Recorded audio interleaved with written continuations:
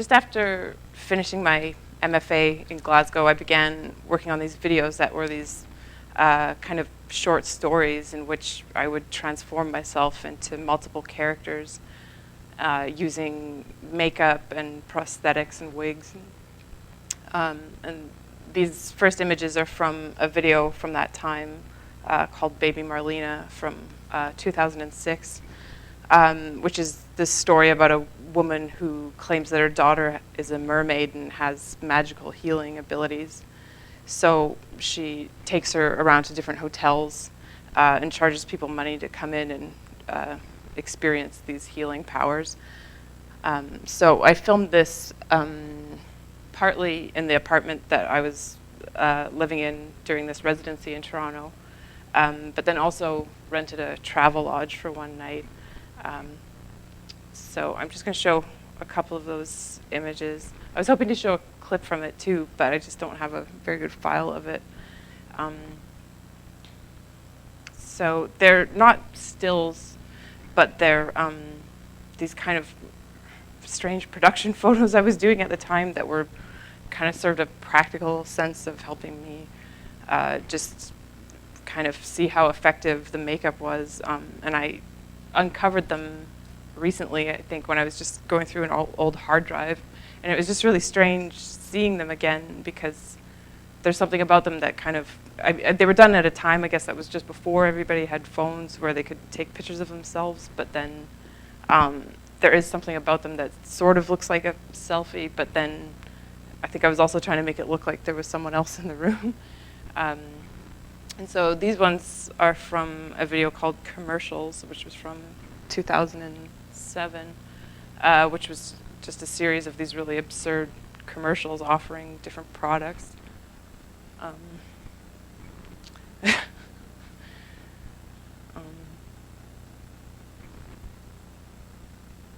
So when I was working on these, I would just sort of start with a really vague idea, and I would just, start to develop a script basically just by talking in front of the mirror. Like, I wouldn't really necessarily write it down. I would just kind of start trying to talk to myself as I was building the character, and then just finding the lines that way, and then would just end up just filming it over and over again until I could get it right.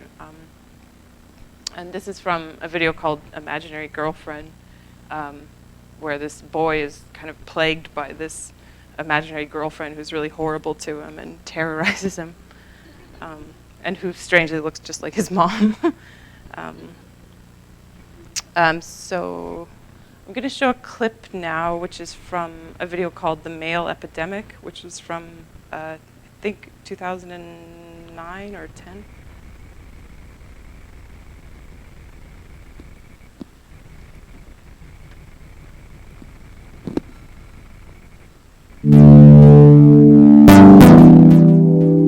Hi there and welcome. This is the 6 o'clock news and I am your host, Sandra Toms. Once again today, millions of men died in what has become known as the male epidemic. Now that is the term currently being used to describe the number of men that have been dying all over the world for the past several months. These men have been dying in their homes, in their cars, and in the streets for unexplained reasons, very suddenly and very rapidly and without symptoms. Now, we do have a current count for you. The current number of men that are alive in the world at this moment is exactly 103. That's exactly 103 men living right now.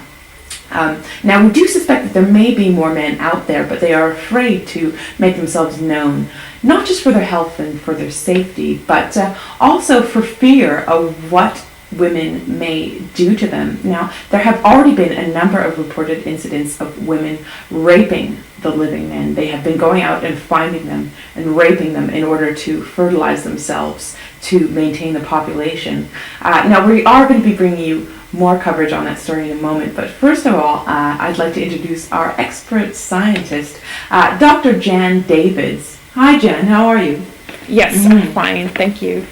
Now, Jan, are we any closer in knowing what is killing these men? Well, unfortunately, we do not have a lot of information for you at this moment. We're still in very early stages of our research, but I can assure you that our team of scientists is working extremely hard around the clock to find a solution to this very terrible epidemic.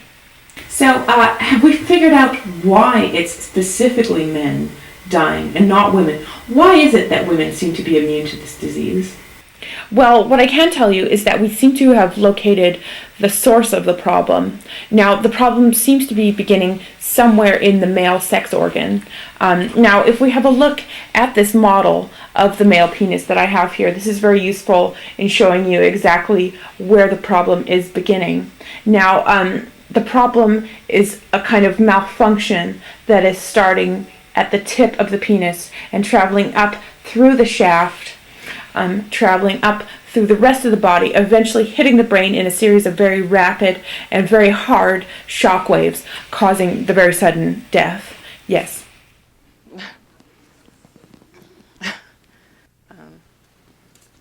Okay, so I'm now going to just jump ahead a little bit to 2013. This is a series of drawings that I did. I've been drawing kind of my whole life, and it's, I suppose, just a sort of a different process than the videos. I think with the videos, they require this really kind of intense concentration, and I sort of plan for them for a really long time, and then try and just film them in a really concentrated period, and then spend a long time editing and thinking about them and trying to kind of reduce them down to what they should be. And whereas with the drawing, I spend a lot of time just collecting a lot of material, and then once I select an image, I just start working and have to just kind of turn my mind off and just maybe watch TV or something at the same time. So this is from a series of I think at the time I was collecting a lot of beauty manuals from the 80s, from these kind of weird hair books that would show a before and after. I don't know, there's always something that happens when I find that image, like there's something, it has this very particular quality, and it's really hard for me to describe exactly what that is, but I just know it when I see it, and I know that it's going to work. And they're usually just titled. Sometimes, like if the image comes with a name, then I'll give that the title. But this one is called Sandra, and this one is called Sue. And they're sort of, I don't have the exact dimensions of them, but they're vaguely life-size, or just slightly bigger. And this one is called Young Man. So I basically just collect a lot of material, and for whatever reason, it has to be printed. It has to be physically in my hand. Like I never work from digital images on the computer or my phone, or I can't even print them out. Like it has to be this kind of archival material for some reason.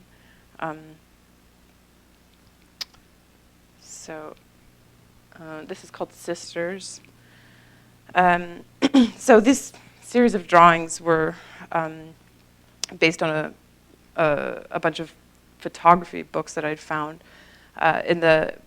Around the 70s, my parents were learning how to do photography, and I realized when I was going through some old storage a few years ago, I unearthed all these this huge pile of photography manuals that you don't really see around now. Like I think everybody just learns how to do things online, but there was just this strange amount of books that were titled things like How to Photograph Women or Poses for Models. And I mean, my father was a very shy person, so it's hard for me to imagine him like trying to get women to pose for him. So, especially women like this. But so I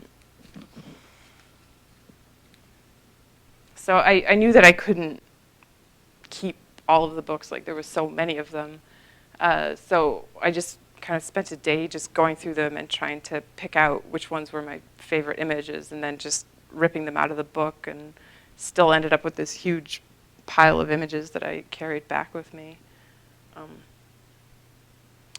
And although like, I do try, when I'm drawing, I do try and be accurate, like I am kind of aiming for realism, but there's always something about them that becomes just slightly distorted. And I think there's something about the use of the pencil, like the graphite and the monochrome, that just gives them this very different weight. Like they end up just becoming so much more like heavier than the actual image that I started with. And this one is from a psychology textbook. I think it's just called Therapy. And these two images are from photographs that I took of a cemetery that's in Portage-la-Prairie, where my grandmother is buried. I don't actually know these people, but I was just very fascinated with the idea that someone would have a portrait of themselves on their gravestone.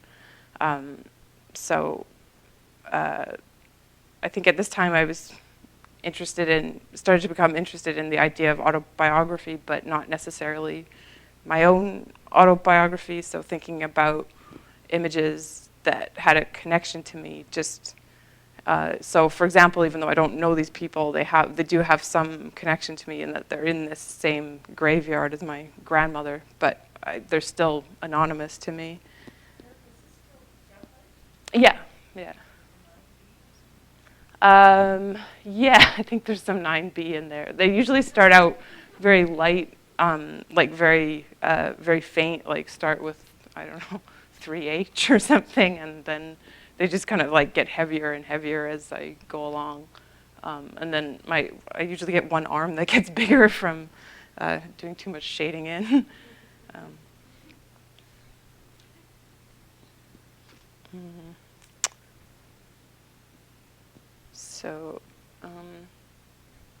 So this is an installation shot from some of the work.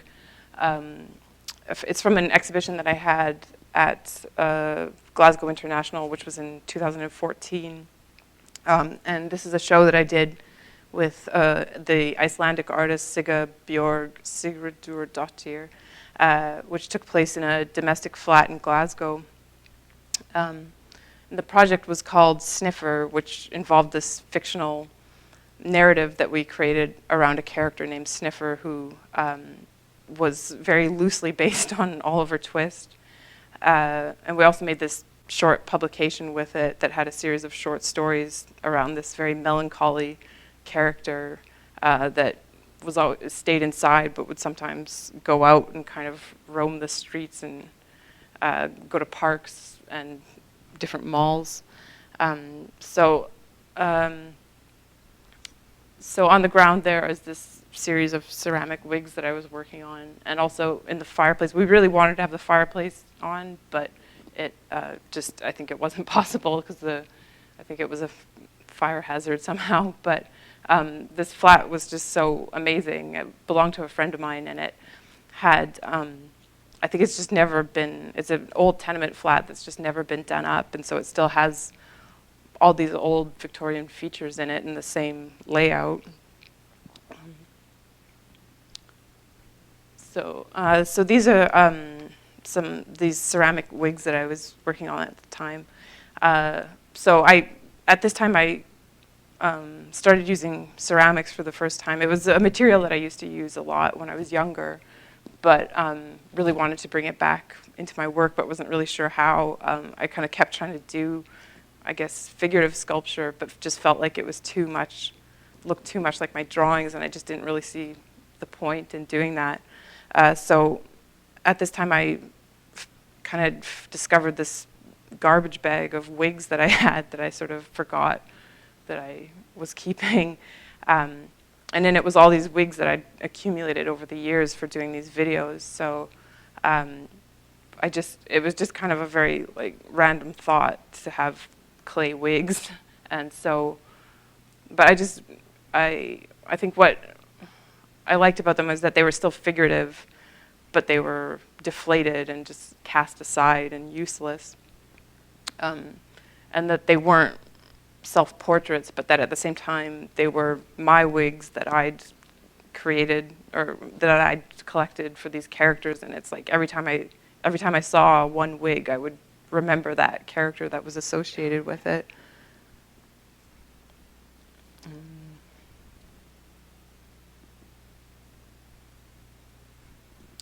And this was a video that we did collaboratively for the exhibition. That's just an installation shot of it. I'll play a clip of it here. It's just a silent video. It's called Argos Hand. And Argos is this British store, which is sort of like what consumer distributors used to be here, where you have just order everything from a catalog, like you don't actually physically touch anything in the store. So you just go in and put your item number onto a card and wait for it at a desk. So it's just this silent video of this kind of human, non-human hand very longingly flipping through this catalog.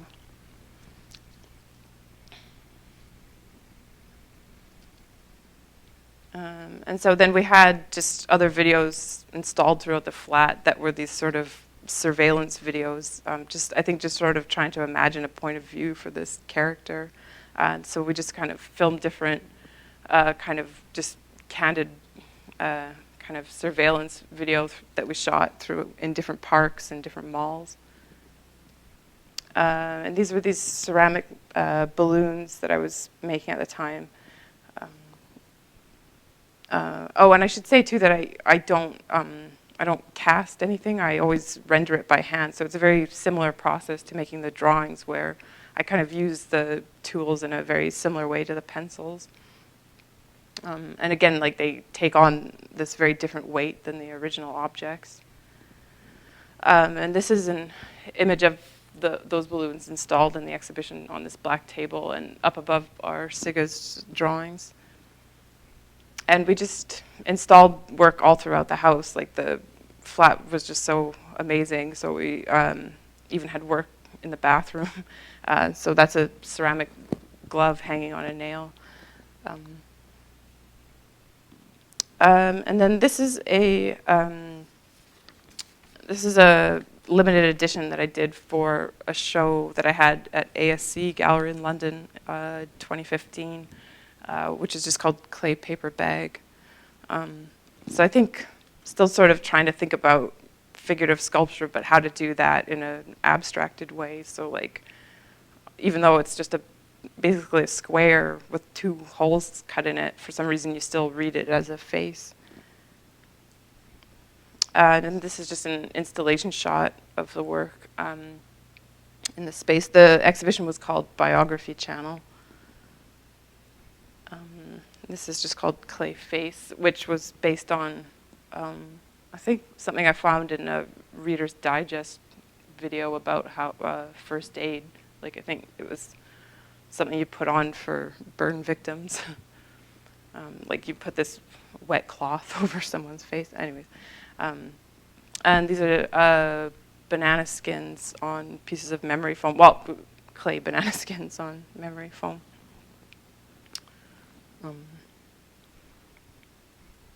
And more ceramic wigs and a hair extension. And this is just another installation shot. And so I had two videos playing in this space. And the first one, this video was called Autobiography 2, which I filmed at the Manitoba Museum here in Winnipeg. I think I filmed it it was sort of just a test. I was trying to test out this camera and went around just filming all the dioramas and then edited it later. And I think it wasn't until I showed it to someone else that I realized how strange the footage looked. I think because like this is a place I've gone to my whole life, and I don't know, you sort of see it firsthand. So it was almost like showing it to somebody else. I just realized how surreal the footage looked. that it kind of, from that up close angle, that it started to look like kind of like a film set or some other unworldly place. So I re-edited the footage so that it kind of, instead of the narrative that you follow in the museum, it's this kind of vague path of evolution. So it goes from like the dinosaurs, early underwater life to the dinosaurs and eventually humans. But then at that point, the mannequins devolve, and so go from being incredibly realistic to becoming more and more crude.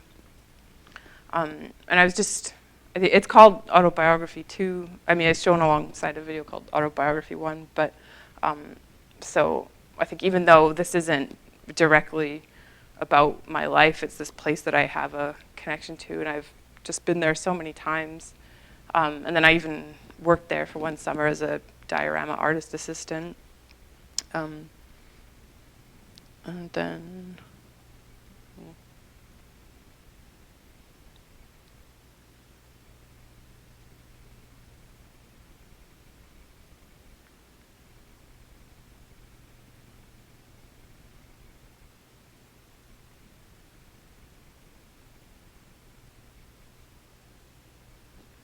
so this video was shown alongside a video called Autobiography 1. I'll just show a quick clip from that. There was reference to the subject's newfound passion for creative writing, which caused a horrible chill to run through me, as I pondered whether the article might actually be some futile attempt at postmodern literature, thereby undermining my confidence that he was even truly dead. What if it was just a joke? Some perverted, obscene joke whose punchline ended with him hiding in a dark corner just waiting to reemerge. She had last seen him in a shop near the hospital after finishing her shift. He followed her inside. Having not seen him in many years, not since the divorce, she had always dreaded such an encounter. It was obvious, however, that he was now an old man, and suddenly appeared harmless to her. He asked my whereabouts and told her that he had been following my career. He also said that they had much to talk about and that there were many things she should know. She assured me that this was just another one of his hooks and that she already knew all there was to know.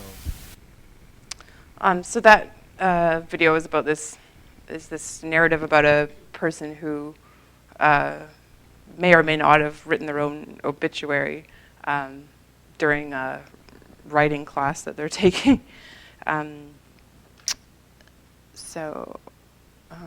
Next, I'm going to show some drawings that are from, I guess, a couple of years ago.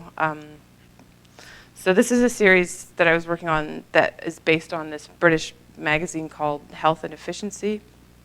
And the magazine is still in production, like you can still buy it. It's this naturist magazine. But I was just using ones that were from the 70s and the 80s, just collecting them online.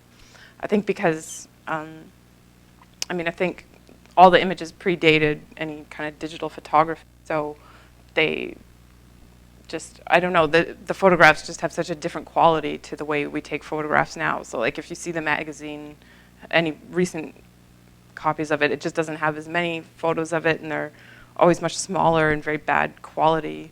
And now I think it's probably just readers taking the photographs, but whereas these were all professional images. And so I think too there's been so much change around the laws of showing images of nudity. So there'll be pictures of families with kids in them. And they were, I think, also just reflecting a very particular time where, air travel to Europe became more affordable, so there was more British people going to nude beaches in Europe.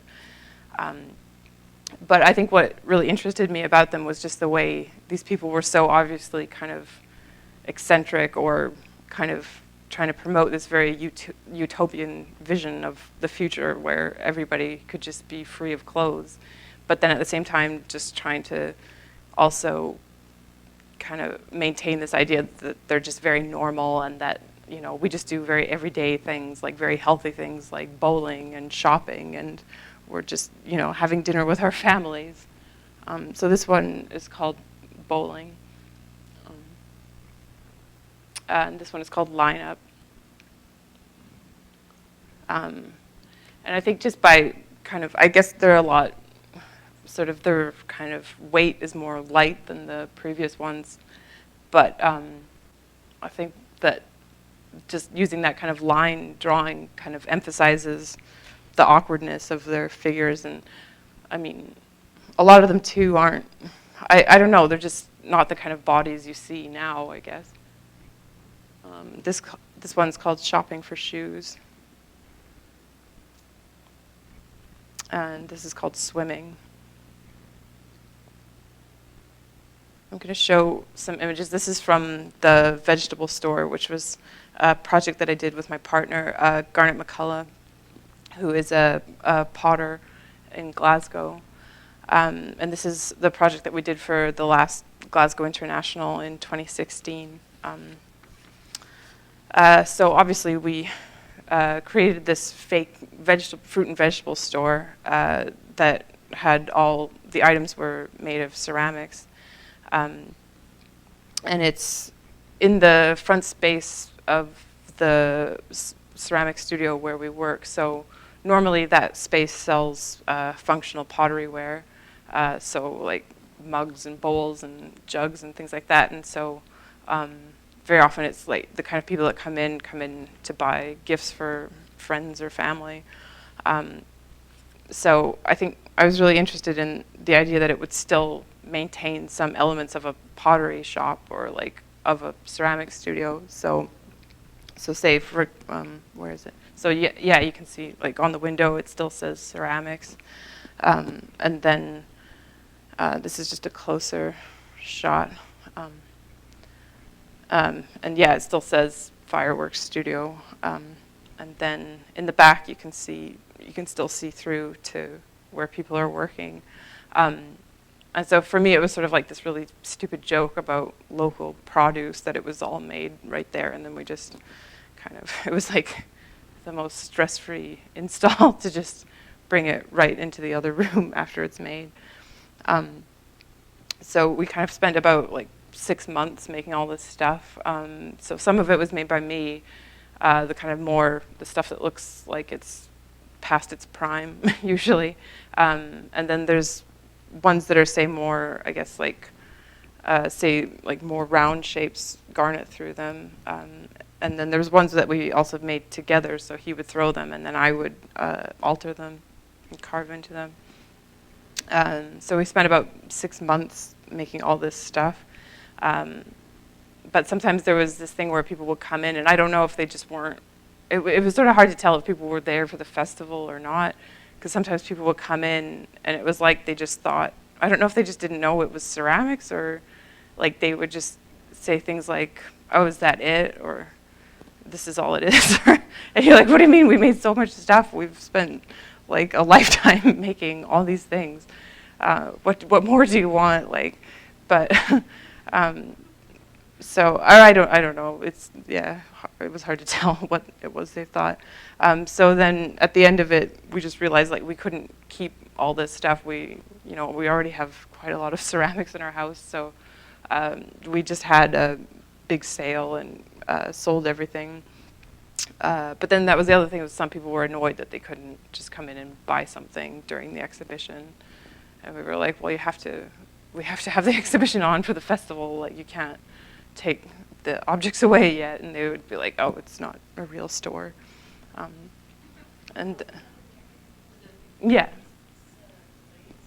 Yeah, they're all glazed stone. I don't think so. I thought that might happen, but I don't know. I mean, I wouldn't have minded it. Like, if somebody wanted it that bad, I'd be like, okay, you can have it. And then also, like, this is a giant celeriac. So, like, most of the objects were life-size, but then for some reason I made this enormous celeriac that looks like a prop from a movie or something. So the pottery is situated on this street that's in between like a corner store and a laundromat, and they're all run by the same landlords. And so the laundry and the pottery aren't allowed to sell any kind of fruit, like food or drinks, as part of the lease. And so the people at the laundromat next door kind of like, they just kept asking so many questions about the exhibition, and they, you know, and we said, like, we're making a fruit and vegetable shop. And I mean, we said that it was all going to be ceramics, but then they went and complained to the landlord that we were planning on selling fruit and vegetables, and why couldn't they sell food? And then, like, yeah, I don't know, it was a very strange scenario. And then they, like, around this time, changed the name of their business to the Art Laundrette, and like wanted to be in the festival, and had this sign made with like a Rennie Macintosh font, and it was like this really, I don't know, it was like another, like a whole new layer had been added. And this is like the bin is like the garbage pail is real, but then it's got these ceramic flies and banana peels inside of it.